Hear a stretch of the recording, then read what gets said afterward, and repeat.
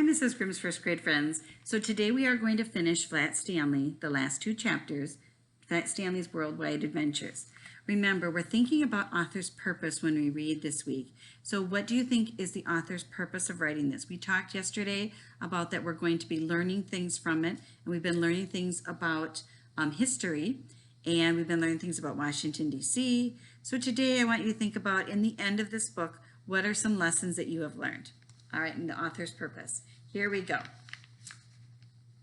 Chapter 7, The Award Ceremony. The following night at the famous Kennedy Center for the Performing Arts, all of those who had traveled to Washington gathered to honor Stanley Lambchop, the youngest and flattest recipient of the National Medal of Achievement in History. Stanley stood in a special section of seat above the audience, surrounded by his mother, father, Arthur, and the president herself. He wore a tuxedo crafted by the president's tailor, which made him feel like a special present wrapped in a very thin box.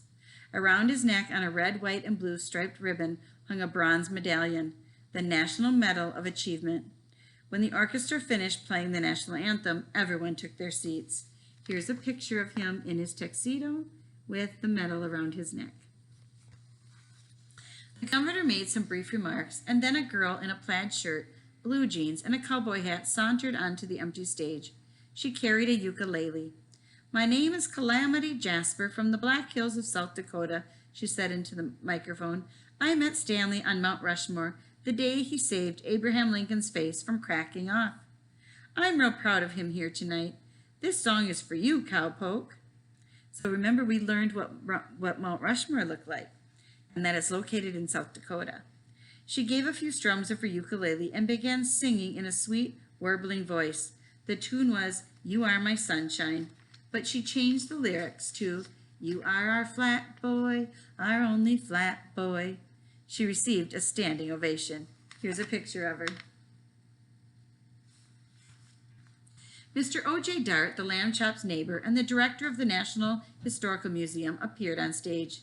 In great detail, he told the story of how Stanley had caught sneak thieves red-handed in his museum. An enormous screen descended at the back of the stage, and on it was projected a grainy security photograph from that night, clearly showing Stanley dressed as a shepherd girl hiding in a painting. Stanley tried to laugh, even though he was embarrassed. Amisi, the girl who had opened his envelope in Egypt and who had inspired Stanley with her intelligence and sense of justice, recited a beautiful Sufi poem.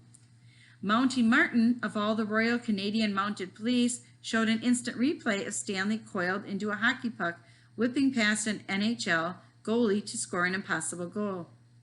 Captain Tony, the African pilot and police officer, stood on stage with his arms around his children, Bisa and Odinga, and told us how Stanley had jumped from his plane with nothing but his body for a parachute.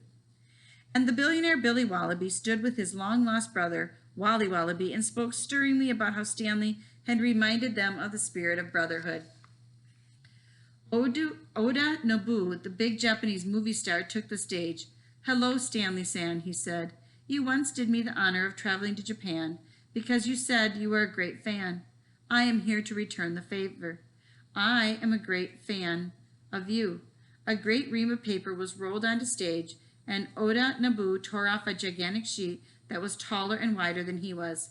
With great speed and grace, he turned, folded, and flipped the paper this way and that, until suddenly, with a flourish, he held up an origami masterpiece, shaped exactly like Stanley in real life. Origami is when you fold up paper to make some shapes. A tall, dark-haired woman appeared behind Oda Nobu and held out her slender hand. "I'll take that," the great Mexican matador Carmen del Junco said with a sly smile, whisking the intricately folded paper into the air. She swung and swooped the paper, Stanley like a matador cape in grand dramatic arcs. It was a beautiful performance. Here's a picture of the flat fold of Stanley and her swinging it around. Yin and Yang, the flying Chinese wonders, thanked Stanley for teaching them the secret of balance. They transformed their bodies into a map of the United States, with a fireworks display occurring over it. As he clapped, Stanley turned excitedly to his brother, but he wasn't there. "Where's Arthur?" he whispered. At that moment, he was surprised to see Arthur shuffling across the stage. And here's Arthur. "My name is Arthur Lambchop," said Arthur, as the applause died down. "I'm Stanley's little brother." The microphone was way too tall for him, and he had to stand on his tiptoes to make himself heard. It's not always easy having a brother like Stanley. People pay more attention to him. That's just the way it is. Plus, he gets to do stuff that my mom and dad wouldn't let me do in a million years. Stanley saw his parents exchange worried looks. "But," Arthur continued slowly, "I remember when we went with my dad to Africa and Stanley got really upset because he felt alone. He was sad because there were no flat people like him. And all I could think was that nobody makes me feel less alone than my brother. He's like the glue you didn't even know was there between people, bonding all of us together. When you're a kid, a lot of people ask you who your hero is. And I can't think of anybody as honest, flexible, and strong as my brother." Stanley felt the lump in his flat throat like a golf ball. "You're my hero, Stanley," his brother said. Chapter 8. In the Mail. At the end of the awards ceremony, Stanley joined all the special guests on stage for a grand finale. Arthur paced before the line of performers like a general. Stanley was on the end.